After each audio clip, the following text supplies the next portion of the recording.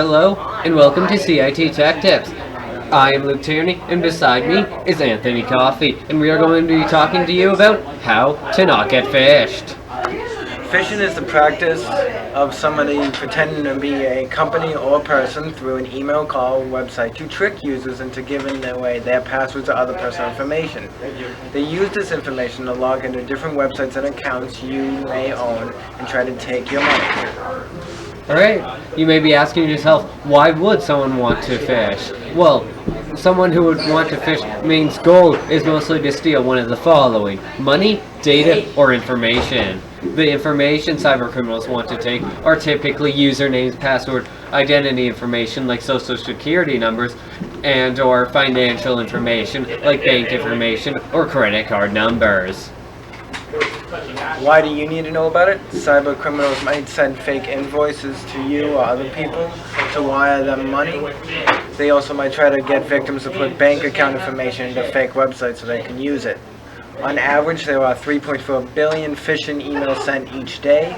It is estimated that cyber criminals have stolen more than $12 billion from companies in the last 5 years. Alright, so you might be asking yourself, what should I look out for? And the most common methods of being phished include emails, fake advertisements and websites, and fake messages, and man-in-the-middle attacks. If an email doesn't look like something you would usually get, it's good practice to just not open it. And criminals might also try sending you text messages to try to get information about you. What is the threat of being phished? The main threat of being phished is the risk of losing information or money. The larger the amount of information lost, the higher it will be the cost to receive it back. Companies had to pay millions of dollars to get that information back from cyber criminals who were able to get into the system.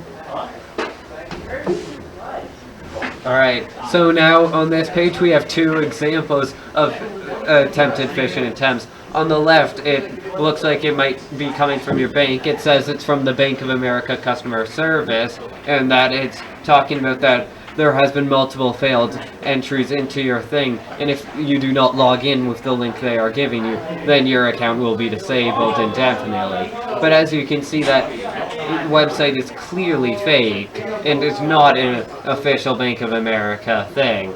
If you were to receive this, you should not click on the link. Instead, you should go to your Bank of America official website to check if there's anything going on. And if you do not suspect that it is real in the slightest, just don't pay attention to it. And on the right, we have what looks to be an official website of the IRS, but will most likely slightly different from the actual domain. And as you can see, it's showing a tax refund online form, which is in reality not a tax refund online form. It is actually just a way to try and get your social security number and bank information, including your card number, your name, expiration date, CVV code, and electronic signature, which they could use to take any amount of money out of it and steal your social security number and identity.